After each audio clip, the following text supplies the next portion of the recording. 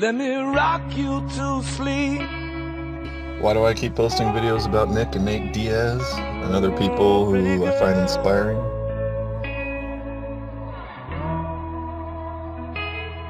When I look down at you, With cops, lawyers, judges, you are see going all to I need to see. inspiration. You are going to need to find To be a man. people you relate to who understand what it's like to go into a challenge over years with virtually unwinnable odds and doing it anyway. If you are the only person trying to abide by anarchy, you are going to find yourself isolated and alone relatively. And among all of the people that I've posted on my channel, of all the people that I've gotten inspiration from and posted on YouTube, Nick and Nate Diaz probably have given me the most. They have nothing to do with formal anarchy or challenging courts. Why am I sharing this? Because people like you and like me are out there. You won't find them in your family, you won't find them in your neighborhood, you may not even find them in your town. But we're out there and we're growing. We're growing quickly. We're growing in a way no other cause has grown before, even though we're still tiny. Because there's this concept known as going viral. And if you just tip over that first domino, the rest are gonna fall. It's just a matter of time. Nick and Nate Diaz, they are older and younger brother, 2 years apart. I am an older brother. I have a younger brother 2 years younger than me, so it was easy to relate to them and their lives, how they grew up, just how we did. I had no older brother or sister protecting me to any degree whatsoever. And I went to a junior high and high school that was fed with a military base, so there was racism and fights aplenty. And for some odd reason, the way his body speaks in the ring, what they are able to accomplish, what they're able to withstand, what they're able to come back from, what they're able to inflict, the will that they're able to impose. These two are not gifted with natural born talent. Every bit of talent they've had has come from hard work. And by hard work, I don't mean the kind of slavery hard work. I mean the disciplined hard work toward goals that are worthwhile, worthy of one's all-encompassing energy and time. I don't know how many times over the last 5 years I've listened to Nick and Nate Diaz, compilation videos, inspirational type edited videos on YouTube, but it's been dozens. And when I'm in jail, I quite often think of how pathetically easy it is to sit in a jail cell as opposed to go win a mixed martial arts fight in the UFC. They're probably the only people in this world that if I saw them in person, I'd probably get, a little starstruck by, just, fuck, plant my back against the wall and just look at a peripheral view and not say a damn thing. Because these guys, they have the spirit of what's needed in all aspects of life, not just career or physical competition. They have the anarchic soul of I will do what I will do, and anyone telling me that I can't do something, go fuck yourself. Their goal is, it's removing the exploitation of promoters and putting power back in the hands of the fighters. It's eliminating middlemen, like we're all doing. It is decentralizing monopolies of power and the upper echelon of the UFC know exactly what they represent and why they're so popular. That's why I'm going to all the trouble to put Nick and Nate Diaz on a cop watching channel. Because if you're looking for like-minded motherfuckers in this crazy world run by psychotic, delusional people with guns, enforcing bullshit drug wars and suspensions, I like Nick Diaz then man, you are missing out if you are not very familiar with Nick and Nate Diaz and their career, their Robbie Lawler fights. was a huge favorite going to this fight. Robbie Lawler was knocking people out. He's a beast, you know. Still to this day, he's a beast. So Nick Diaz gets into the cage and just starts going, "Stockton, motherfucker, Stockton." He's like talking 209 and Stockton, and he's pacing back and forth. He goes, "Stockton, motherfucker," and he was dead serious. When he fights guys, he calls them bitch all the time. "What bitch? What bitch? You want this bitch?" Pow! Like he'll hit guys and talk shit to him. And he was talking shit to Robbie Lawler the whole time they fought. He was talking shit to him, and Robbie Lawler didn't talk shit back. I thought he would, you know, but he was. I think that guy really flusters a lot of people with his shit talking. You know, like when he was fighting Frank Shamrock said it best. He was like, he was doing it, and he can't believe he's doing it while he's doing it. Like, is this guy really talking this much shit to me? He's a fascinating cat, man, because he does fucking triathlons. Like, he's really into doing like high endurance shit, and he gets super baked, and then rides his bike and swims and runs. His endurance is ridiculous. He's got like Ironman triathlon endurance. That's why, one of the reasons why he fucks guys up. He just puts a pace on them that they can't keep up with him. Yeah. It's just like he's running with them. He just makes them run at his pace, and then before you know it, they're wilting, and he's beating the fuck out of them. Mm-hmm. You know, he does that to everybody, man. Did it to Paul Daly, and he puts himself in danger to land shots. And he does some stuff that is just really atypical of guys trying to play it safe and guys that are like champions. Like, a lot of times guys get to a certain point and they fight to win, but when they can win and coast and not put themselves in danger, they will sometimes, you know. GSP does that. Nick Diaz does not do that. Now, listen to me. When Nick Diaz just fought his last fight, he fought a serious fucking dangerous striker, this guy Paul Daly. And Paul Daly does not have a good jiu-jitsu game. Paul Daly, his defense is okay, it's pretty good, but his stand-up is wicked. Nick Diaz went after him only with stand-up. Didn't even try to submit him. Didn't try to take him down. Just banged it out with him and dragged him into deep water and then knocked him out. And it was incredible. And it was in the way he did it was a way that George would never do it. He threw himself into the fire. He even got clipped and knocked down. He's not supposed to be like striking with this guy. This guy's like one of the best strikers in the sport. And he struck with him. He hung in there with him and he beat him down. And he's a beast, man. You cannot count out Nick Diaz. The best performance I think anyone has ever had against BJ. No one has ever looked that good against BJ. Jesus fucking Christ, what a fight, holy shit. Nick Diaz looked good, man. God damn did he look good. I mean, he just boxed him up, standing up, man. Just boxed him up. And the pace that Nick Diaz makes you run with him. He makes you run at his pace, you know, and his endurance is just on some wicked level, man. And he forces this pace and fights guys, you know, using sharp boxing where he doesn't hit you with full blast shots. You know, like, he sort of 50% you up until like the second and third round. Then he starts digging those hooks to the body, and he's so effective, man. He's so effective. What's up, Train by day, Joe Rogan podcast by night, all day.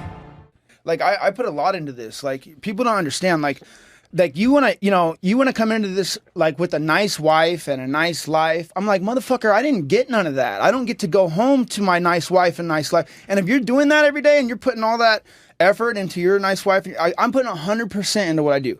I'm gonna fuck your whole world up right in front of your nice wife and your nice life. It's not gonna be fun. I'm not gonna enjoy it.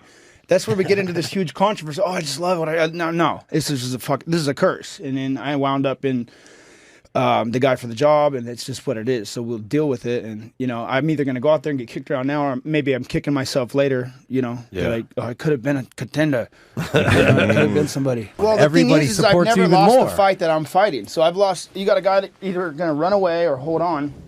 But if you come out and fight me, they know they're not a better fighter, so they can't really go there. Yeah. And people know what they're looking at. They're not stupid.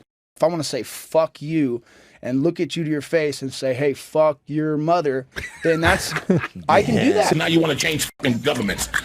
You can't do that shit. You change government. Yeah, you're changing government. You know what I'm saying?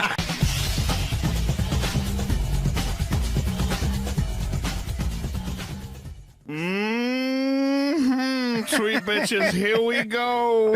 Here we go again. Nick Diaz. Nick Diaz, what's up? What's up, Nick? How's it going? What's going on, man? Yeah, he will. I think anybody's afraid to fight me. I mean, they got to be stupid. I'm afraid to fight anybody too. I'm afraid to sit right here. I'm not afraid to say that I'm not afraid to fight somebody. You know, I'm like, okay, you're gonna pay me. I'm not gonna enjoy it. That's where we get into this huge controversy. Oh, I just love what no. This is a curse. Did you fuck people up in high school? I was never like picking on people or anything like that. It was more the other way around. I was low insecure.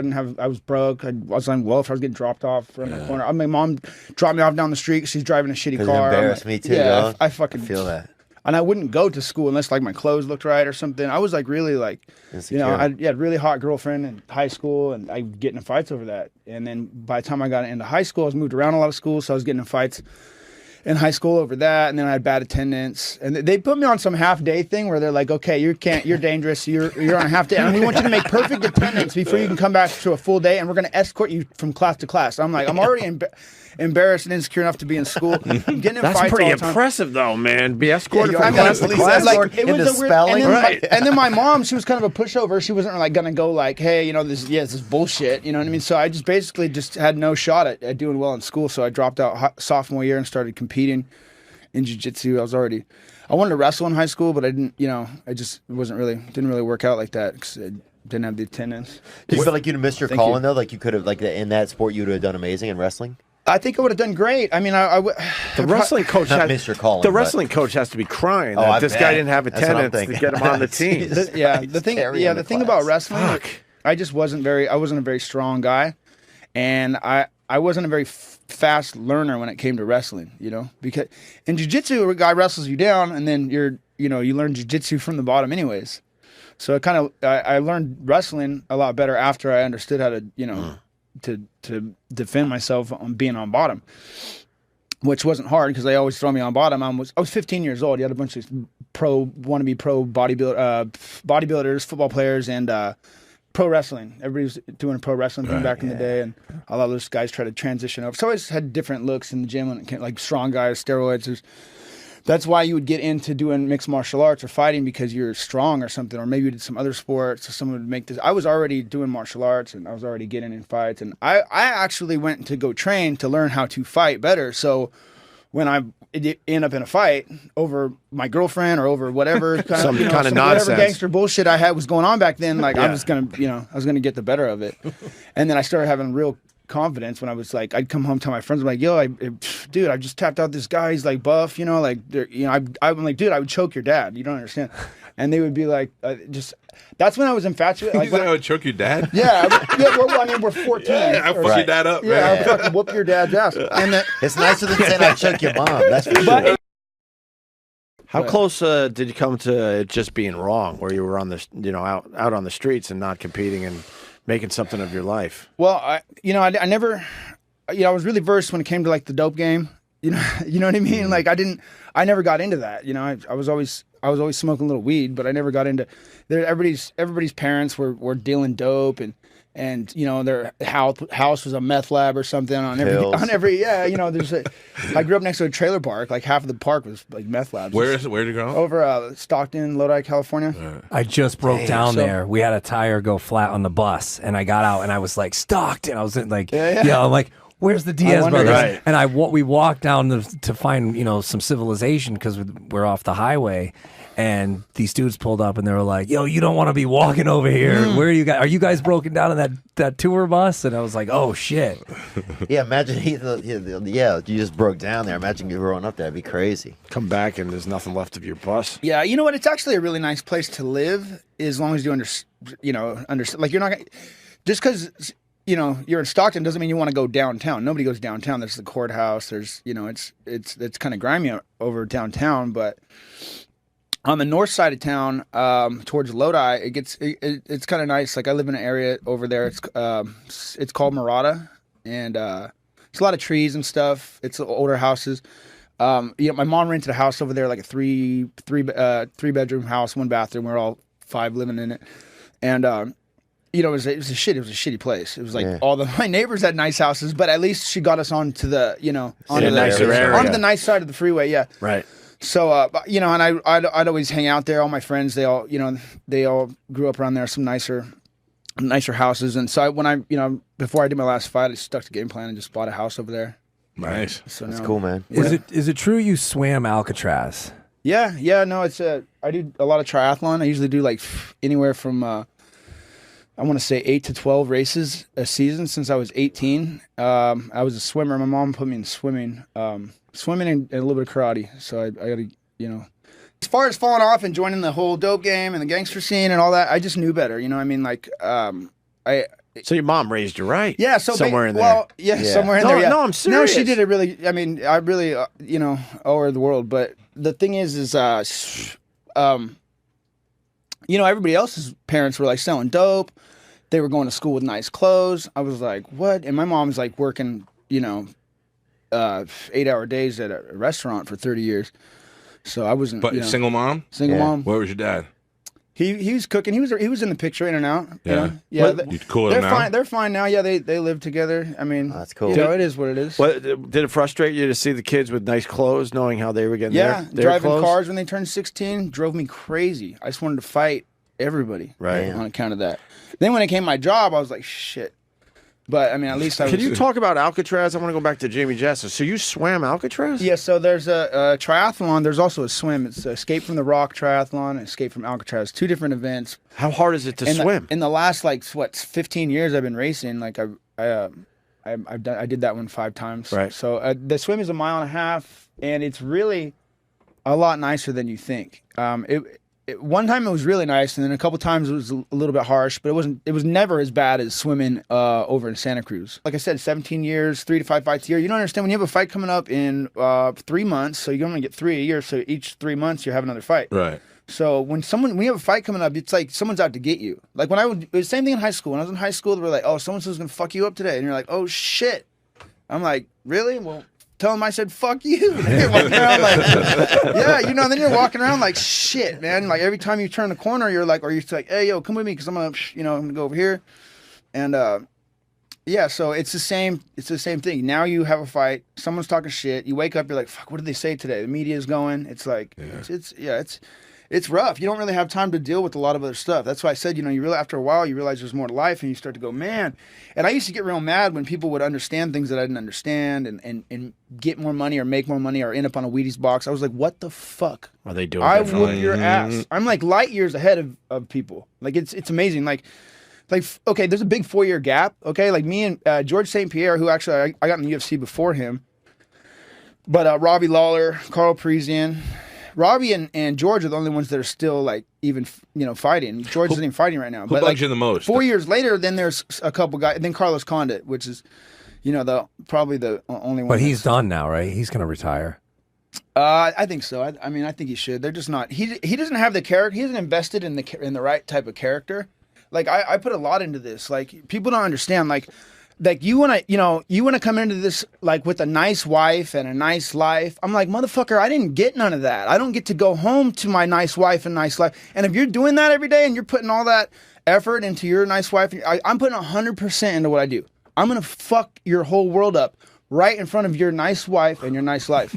It's not going to be fun. You know what I mean? Like Alvarez. I'm not trying to bring. I'm just saying. Like, look, he ended up the guy for the job too. But now you're fighting McGregor, okay? And it's like you got so much riding on. Like, you can't act the way that I act and say the things that I'm capable to say. I've built this whole platform. I live a fight life. I can do what I want to win a fight. You have to worry about like what people are going to think about you, and then when all that goes out into the media, people start believing in the hype. They start buying into the hype. Now 100%. The people around you, including your family and everybody, starts buying into that hype too, and they start bringing nervous energy around you.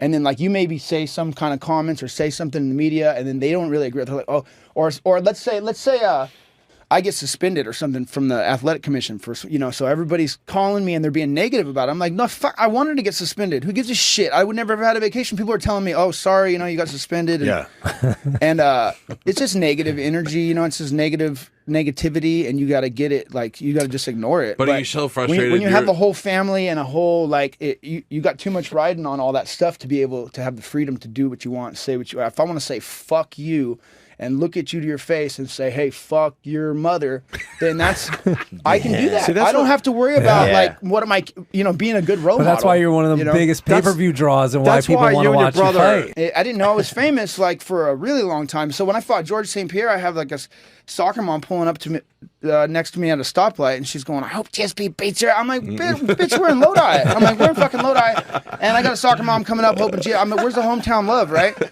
So, yeah, it was rough, and I'm like, oh, sorry, I'm not a good role model for your children. They never gave me the opportunity to be. Right. So here George is like this big role model and this sport athletic endorsement guy, and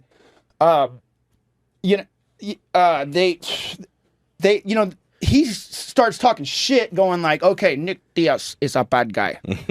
Nick Diaz deserves to get beat down. And I'm starting to feel some type of way about this now, because I'm like, you know what? I just had a soccer mom pull up. I'm like, got all these. I want to be on a Wheaties box. I want to get paid for some fucking endorsements. I want them to want me to win the UFC title. They don't want me in that position. They're like, shit. So. Yeah, they just anything to keep me away from that. You don't fit what they want. You don't fit. I don't care anymore. I'm like, I don't need the fucking belt. I negotiated pay-per-view into my contract without a title. I'm the first one to ever do that. And these motherfuckers were all pointing the finger at me, calling me stupid this whole time. Eddie Alvarez tries to copy me, and people are trying to do what I do, like basically signs with my agency that I went and found on my own. I left Stockton and was like, okay. In nightclubs and moving around, talking to industry, talking to everybody that's somebody. But once I realized, like, okay, this is, how do we get in here? How do we go there? I didn't know what to wear. This is 3 years ago. I'm like, I didn't know what, how to get into a nightclub. I'm like, what the fuck? Why don't you let me and my friends in? I was had all these scrubs. Yeah. I mean, I had to cut my circle short. It costed me a lot of money, a lot of moving around. I came to a lot of real understandings, and now I get it. And now that I get it, I'm fucking pretty pissed. I'm like, dude, this is. I could have known all this shit when I was 20 years old, now? And I'm this ignorant 20-year-old that doesn't just because I am here around people who don't make any money, and they don't see me going anywhere. The people that are going somewhere are already it's old money. It's like they've been. They're ready to. They're taking over their parents' business, and then the ones that make it out of there, then they get. If they don't get knocked up or sewed up, then they leave, and then they live in San Diego or somewhere. Right. And I just crazy. I relate so much to that childhood you're talking about, man. It's the exact environment I was fighting in. your way out. No hope. It's rough out there, but like, wait, it's not so. Hope. Yeah, when you're out there, it's not like super rough, like what you think. Like there's hard parts of town. You're not going to go there. I'm not going to go there. What's rough is nobody comes to you. So there is no opportunity there. And I was like, okay, when I fight and I win, and when I fight and when I win, I'm going to have opportunities come to me. No. You need to go. You still got to go get them. Yeah, if I wasn't here right now, I'd be in Stockton. I wouldn't be on this show right now. So, it's just, you got to get the hell out of there. And when you have a fight coming in 3 months, you're going to go to a nice, warm, safe place that you're used to, where you train, and you don't want to change what works. Right. I noticed the UFC, there's more shit talking going on. There was a time where it was very... chill, because people were scared, and then when they watched me, that's what I'm saying. Like Conor McGregor, he copies my model and mixed it with Floyd. I don't know how to act like Floyd and be all money guy, because I grew up broke, and we just don't act that way. I don't want to act like a douche like that. I mean, like if I had this understandings, maybe I would have approached it differently. But I never put on an act. I was legitimately pissed off. Yeah, and I've legitimate for reasons. And when I never stepped out of line on anybody. I never do. I'm like, these guys start running their mouth at me, and they say the wrong shit, and then I call them and I'm like, yeah, motherfucker, and I worked harder than you, and that's the thing too. I make 170 pounds. Like, you got Alvarez fighting McGregor. He's small. He's shorter than McGregor. He should fight at 45. But you know why he doesn't do that? Because he'd have to do the diets I do. He'd have to do put in the miles I do. I put in miles. I put in rounds. I'm on the mat doing jiu-jitsu. These guys don't have black belts. If they do, they don't have a real boxing background. McGregor don't have no black belt in jiu-jitsu. He just learned jiu-jitsu before this last fight. And then, wow. Yeah, well, I mean, you know, watching YouTube videos. It's Googling. Yeah, I mean, it's a very serious thing getting a purple belt or a blue belt under Cesar Gracie back in 2004, 5, 6, all that stuff. There's like the only people that were getting belts, like I was like one of the first American black belts under a Gracie or something like that. Like back, you know, way back. Yeah, like I've had my black belt for a long time. And it's a big deal. I mean, like, it's not like I haven't given anybody any belts. You know what I mean? How and who are these? You know, these people passing around belts like it's a. You know, I'm like, go win a competition with that belt. Let's see how you do. It's not going to happen. You know what I mean? It takes a long time to learn jiu-jitsu, and then these guys don't want to invest in that. And the ones that have, they're not going to go and do boxing like traditional. They're going to do kickboxing, and that's just going to be enough for them. And then they want to go home to their nice wife and nice life, and they've got a whole bunch of other stuff to worry about. I'm over here, miles. Jiu-jitsu, pro boxing, kickboxing, and judo, and sambo, and I'm doing all of it, taking all of it into consideration, and always have. As soon as it was there for me. I'm actually pretty good with the jump rope. How important is the jump rope? Because you keep hearing about more and more. Yeah, jump rope is a really solid tool. I think that more people should invest in the jump rope, and a lot of old. So if you don't know how to do it, it looks gay as fuck. Like I was a kid who like didn't know how to do it. Yeah, I'll get down on a jump rope. Didn't you train with Andre, or was that a rumor? No, yeah, I started sparring him. I met him. I walked into the gym, CYC boxing gym. It was like what do you call it? Like a kids center or something like that, where they had boxing there. And I go in there and I'm looking for some sparring. Cesar Gracie brings me in there to get me some real sparring with some guys that had some real boxing. And I met Andre Ward, and I was like, and he's 17. I'm like 18, and I'm going like, yo, I do a little MMA.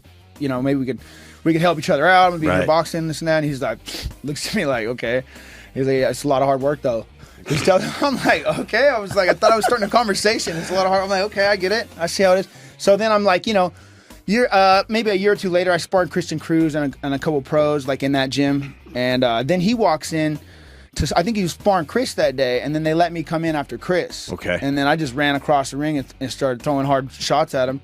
And he moved around. He was cautious. He's 17 years old, and he was like the best boxer there was at that age, ready to, make the Olympic team and all this stuff.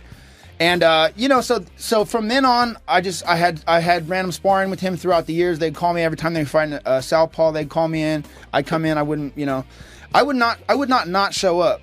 And that was a fucked up thing too, because they would put little tricks on me. I think I'm coming the next day, then they wouldn't call me, and then they'd call me when I'm not expecting it. Eric, I'm not interrupting him. That's our music that says that the show's ending. But I'm not interrupting Nick Diaz. I thought that's what it was. I'm not interrupting him. By the way, Nick Diaz is my new favorite fighter. Oh, right on. That's some shit, man. It was a pleasure I wanted to know you. if you got to punch Andre Ward. No, what I'm saying is I put in some pretty good days with Andre. I mean, like, and he hits hard. Oh, that's the most important sparring I've had. Nick, what do you got to plug? We got to get out of here for real. Follow me on Instagram, Nick Diaz 209. Okay. Twitter, same thing. Come back and see it.